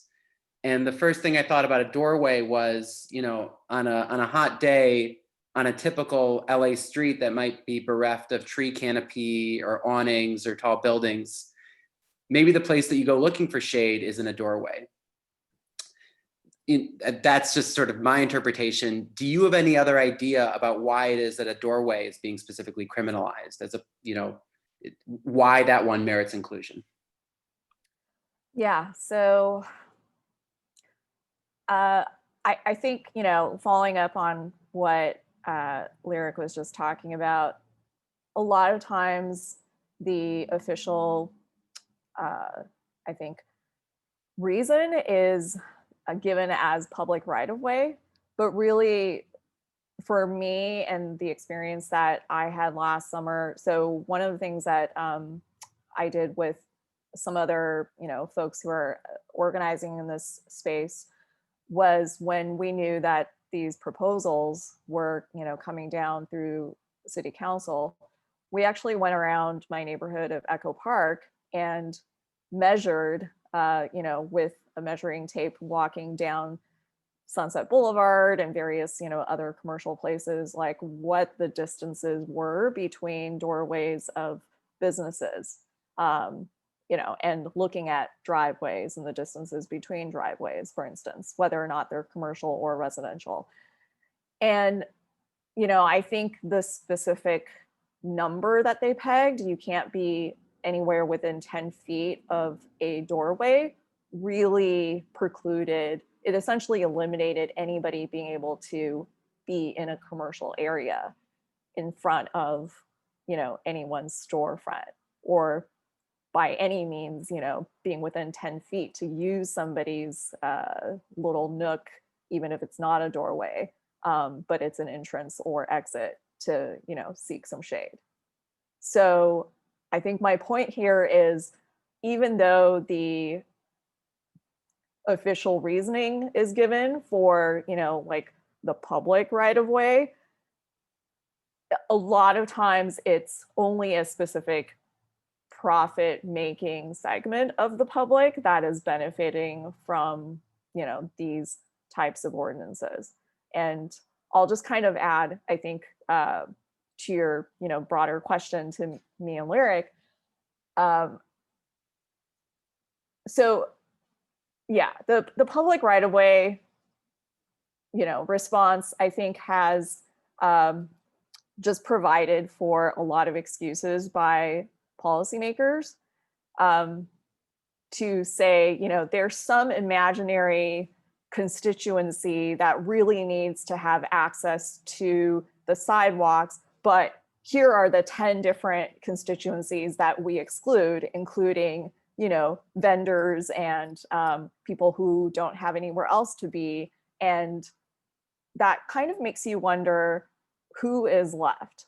Who is left that they're talking about that needs exactly like the 3 foot, minimum clearance to be able to pass on a sidewalk that already isn't, like some sidewalks in Los Angeles, as people may know, are not even the required 72, kind of inches wide. Yeah.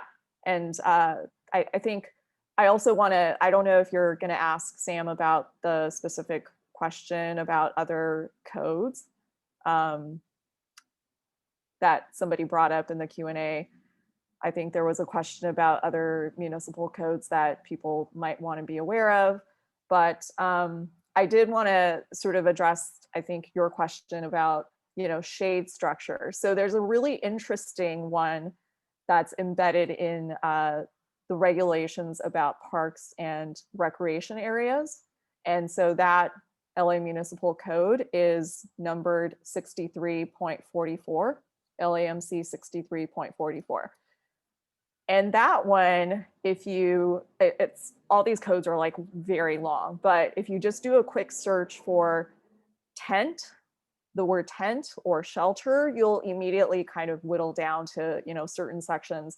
And there's a really interesting kind of prescription in this particular code about parks and rec areas, where it says, no person shall erect, maintain, use, or occupy on any beach, any tent, lodge, shelter, or structure that has more than 2 sides closed. So that's particular to beaches, like sandy areas.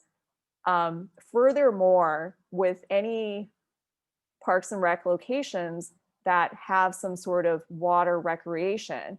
So I'm going to give you the example of Echo Park Lake, which is a historic lake. There is water recreation on it. People can go and take paddle boats out, on this lake. So that falls under the auspices of this particular section of this code. You cannot have like any kind of shelter. So it's tent, lodge, shelter, or structure that is more than two sides enclosed. And the point of that, I think, is possibly, you know, having to do with like law enforcement, just maybe situational awareness that they want everybody to have around, you know, who is underneath a shade structure. So obviously a tent that somebody can fully zip up or, you know, like have themselves enclosed in, or, you know, like a cardboard shelter is going to be criminalized based on this law because it's enclosed. But if there was just one side, it wouldn't be criminal. Is that what I'm hearing from you? Yeah. So this kind of talks about, it's sort of the dichotomy of what we're talking about, like the very specific prescriptions about the format and the shape and the size of a structure matters a lot. Because yeah, if you just somehow were able to, so here's the, I think the rub. Overall, the city prohibits anybody from tying any guy wire to something that currently exists in the public space to create any sort of canopy. And even though that would be a one-sided thing and it would technically be okay under this, you know, parks regulation, you couldn't do it anyway.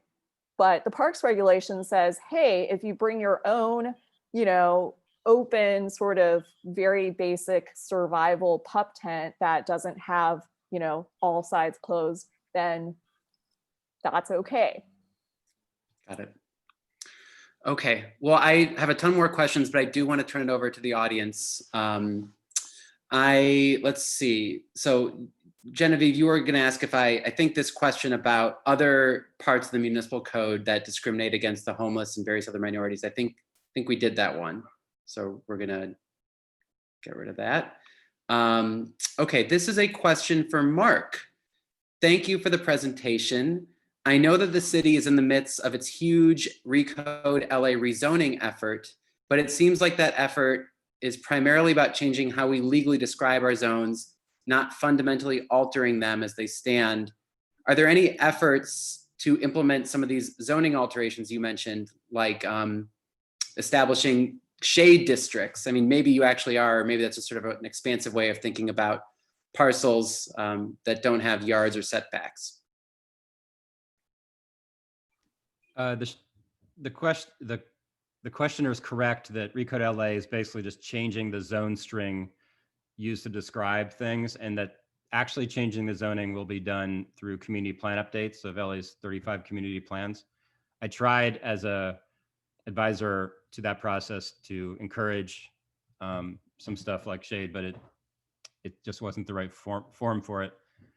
So if anyone's out there, like, you know, the downtown LA community plan has been released in draft form, Hollywood, Boyle Heights, they're starting to work on the west side, and like 5 or 6 community plans in West LA, Southwest Valley. And so tune into those if you're interested and try to make the case for this, either just talking about shade directly or indirectly thinking about what kind of building height in relation to the width of a street that you care about might make for better shade. In addition to all the other concerns about, you know, housing supply, affordable housing, displacement and the like. It's not just about shade. So that's how you can do it. Good luck, because we need it. Thanks. Okay, this is a question for Jessica.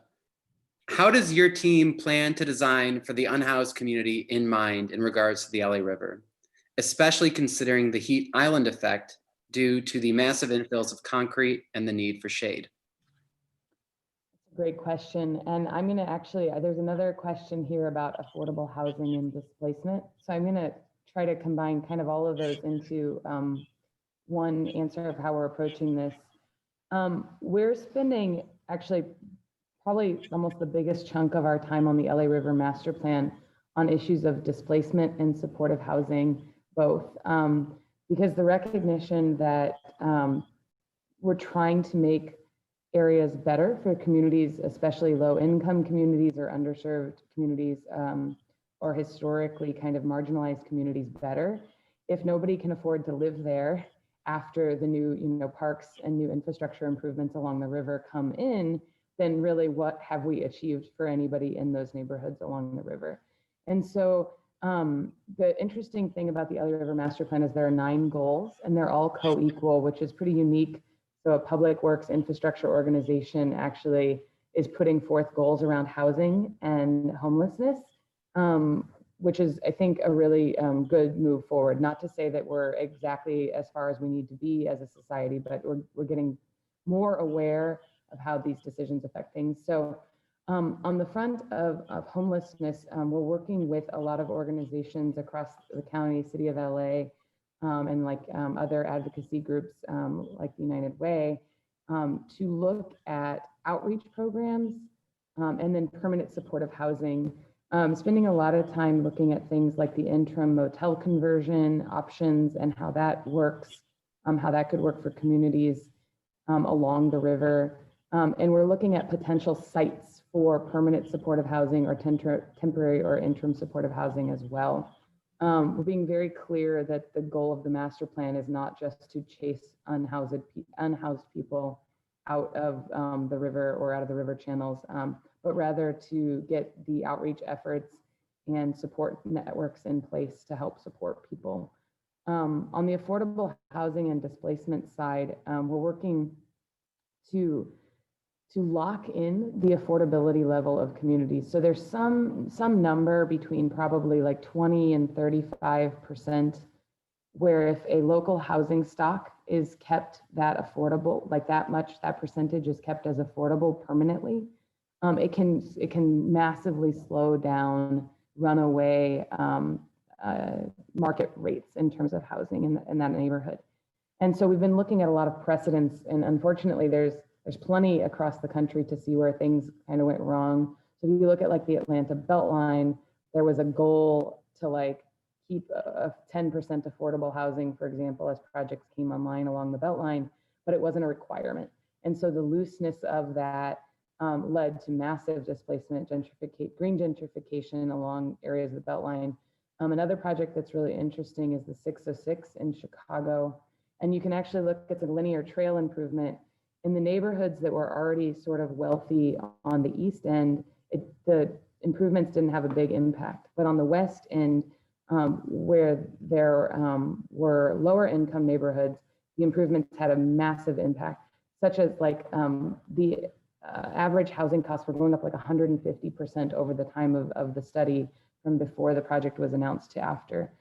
So we're truly trying to lock that in. We're working with LA County, the CEO's office, on a land acquisition fund for affordable housing sites, and really trying to get ahead of real estate speculation in some of those neighborhoods, particularly where parks and other improvements along the river are planned. And that keeping affordable housing in place in the low income and the deeply low and the extremely low income categories is really critical to also reducing the number of people that end up being houseless. Because right now, housing is just so expensive. Our housing crisis is going so, it's just, rents are rising so quickly that people that with jobs are homeless in LA County, and people that are, and so keeping affordable housing keeps people from being pushed into homelessness, getting support services for people that already are homeless. We're doing a lot of forward thinking too on things like rent vouchers, but then also things like rent control are really important. Just there's a lot of pieces to that cross section, and embedding those in the master plan right now as we're working is really foundational. Actually, I should put a little thing in. The master plan public draft will be coming out in about 2 weeks. And so if anybody is really interested in this, you can dive into goal 6 of the master plan is all about housing, affordable housing, and people experiencing homelessness. Excellent. Thanks, Jessica. Another question. This is interesting. This is like a question about, I think, grassroots shade. what can people who are not directly involved in these processes, whether as official landscape architects or as activists and community organizers, or as urban planners, what can I guess ordinary citizens do to get more shade on the streets? How can they make streets nicer? What can we do? And I'll open that up to everyone. So, yes, vote was a chat comment. I'll take that one first. So I think that if you are not already plugged in or aware of what's being discussed, at your community level, find out what is your equivalent of a neighborhood council. If you live in LA, that's sort of the I guess the most accessible, building block. And unfortunately, neighborhood councils are simply just advisory, formats to try and encourage or, let dissent be known to the elected officials of the city. But it's a good place. And particularly, there's always a planning committee of some sort that reviews, anything that's going to be proposed to be built, whether or not it's someone's garage conversion, as small as that, or as large as a 100-unit possible affordable housing, quote unquote affordable housing proposal. So I would encourage you to just get involved with like figuring out what your local neighborhood council is talking about, and if they're not talking about shade or public safety, that's progressive towards providing shade, you should raise it and get involved. I would also just quickly add, whoever Jeff is, vote. I think that is essential. And when you vote, make sure you vote for elected officials who really want to see city resources go into your built environment and public spaces. I think in LA, even though we're super liberal, super progressive, when it comes to our public spaces, it's almost privatized in a way. And so I think making sure we have elected officials and city leadership that sees public spaces worth investing, it'd be great. And the second thing I would say is public transit. I know that's a weird connection to talk about when it comes to shade, but the stronger our public transit is, the more people want to use the streets, the more people want to go out, and the more people want to wait at bus stops. And so we in LA need to start building a constituency, and a political one, I would say, that can really lift these issues. So supporting public transit is a good means of really investing in our public spaces. Can I add I'm not even a panelist, but I just want to, because Genevieve pointed to the neighborhood councils, and they are interesting bodies of advocacy depending on the council composition. But really importantly, city council members of Los Angeles have incredible power within the decisions that happen for neighborhoods and residents and tenants and anyone within their jurisdiction. And I personally think the most you could do is just know where your neighborhood council members stand in regards to the most vulnerable populations of your neighborhood. And that's where you're going to see and understand exactly who is or is on power. And that's where you're going to be able to follow that string of policy making that then becomes part of the shade conversation. And also vote. Can I add one thing about the voting too? You don't have to be a citizen or a registered voter to vote for your neighborhood council. So you should absolutely be voting for your neighborhood council members. Unfortunately, you do need to be a registered voter to vote for a city council member. And I'm gonna do a little bit of shameless self-promotion, but we just launched this guide that actually gives basics on how to participate in a lot of things. Highly recommend you read through some of it. It gives super basic information. And the other large way to get involved is to talk to local coalitions and advocates and activists and stuff and get involved with them, because they know these issues super, super well. Like whatever the issue is, there are people who are experts in it. It's Los Angeles, it's huge, there's 4 million people. Yeah, I also saw Genevieve unmute, so please. Oh no, I was just gonna add that, this is a conversation for another time, but given the fact that our city has 4 million people and there are only 15 city council members, you can kind of do the math, and on average, each of them is representing more than 250,000 people.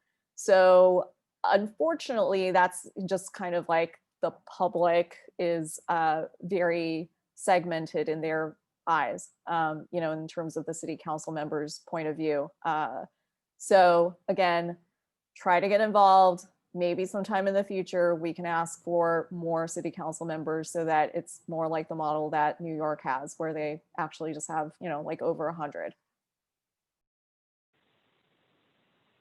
I just wanted to say real quick, thanks for sharing that guide, Lyric. I love a 101 guide. But I wanted to just include the cityplants.org, which is an organization that will give you free trees for your house, but also there's a form and guide for getting a street tree on your neighborhood. And I think Sam mentioned that it does involve sort of talking with your neighbors and getting everybody on board, but if you're willing to do some organizing, it's a good program.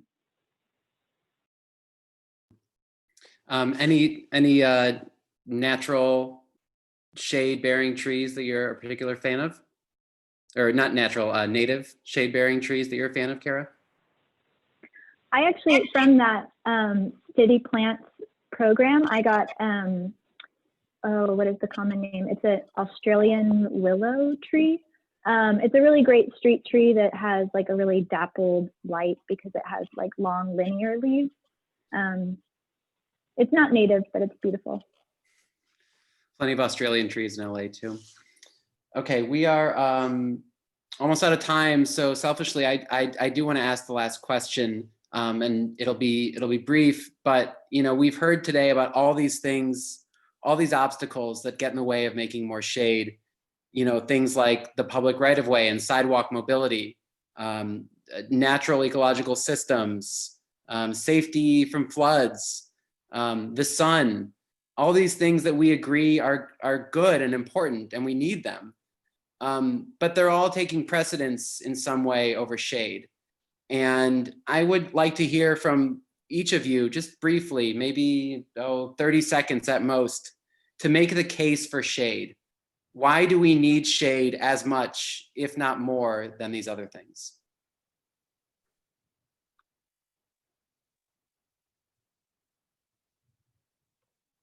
I'll start with that one. My 30 seconds is shade is so fundamental and tied to so many other issues of equity, as we've heard really illustrated today: public health, park space, urban heat island. And it's a very foundational thing that you can work with on a small module that then when aggregated can have a really big effect across our communities. I'll piggyback on that one and just emphasize the like urban heat island, the sort of sun beating down on hard surfaces and the albedo of, or just like the asphalt retains a lot of heat. And if you can reduce the amount of sunlight that is absorbed into those like hard concrete asphalt surfaces, that's huge. And also we've hit on several other points I won't reiterate. I also just build on that. For me, shade is an expression of the city's care and love for you. And if you're not seeing it in your community, that means you're not getting that care and love. And so that means you should fight for it. So I'm going to circle to what Sam said originally about just the importance of shade to physiology. So when we go out and do weekly outreach, you know, with our teams at SELAH, I think everybody who goes out and, you know, meets with their unhoused neighbors sees the difference between someone who has at least some kind of covered structure, whether it's, you know, made themselves or it's pre-made, versus someone who is completely exposed and potentially, you know, suffering the effects during a heat wave of heat exhaustion. We've literally seen that week after week. So there is a life and death difference. And I think, you know, we just cannot underemphasize the need for people to be able to have a space where their body temperatures are not, going over a crazy limit. I guess one way I like to think about it is that for all its flaws and inequities and boosterism, Los Angeles is an interesting place, partly because it's been a place where ordinary people are supposed to be able to be happy and have a good quality of life that used to be just for like the wealthy. And the absence of shade is a barrier to that because you can't go walk on the sidewalks. You can't enjoy your space outside your home. You can't go to the store. You can't go to a bus stop if you're burning up. And so just having these little, islands or oases or corridors of shade just allows the promise of the city for people to do what they want to do.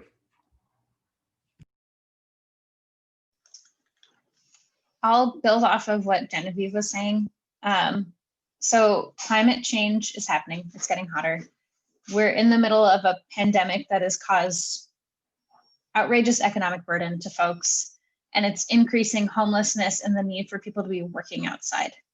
So we already have 90,000 plus people in Los Angeles who are living and working outside. And that doesn't even include all the folks who utilize public transport regularly. As it gets hotter and as people continue to be pushed onto the streets, the decision to not get more shade is a decision to harm people in the future. Like that is it. People are unfortunately going to die, and it's going to be because we're not making the right decisions now to ensure that folks have what they need.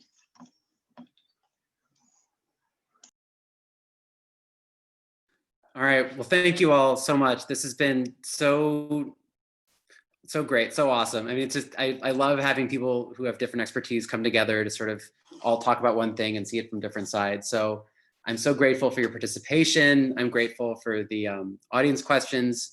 I'm grateful to the materials and applications team for putting this together. Gia, do you want to close this out? No, I think you're doing a fine job, Sam. Okay, all right, well, thanks so much, everyone. Gia, when's this going to be available for people to look at online? Once, probably in a day or two. Okay, great. So we'll be posting all over social media and sharing with everybody, of course. And we're so grateful for this conversation. Thank you everyone so much for joining us on a Saturday morning for 2 hours. This has been really fantastic. Cool. All right, thanks. Take care, everyone. Thank you. Bye. Bye.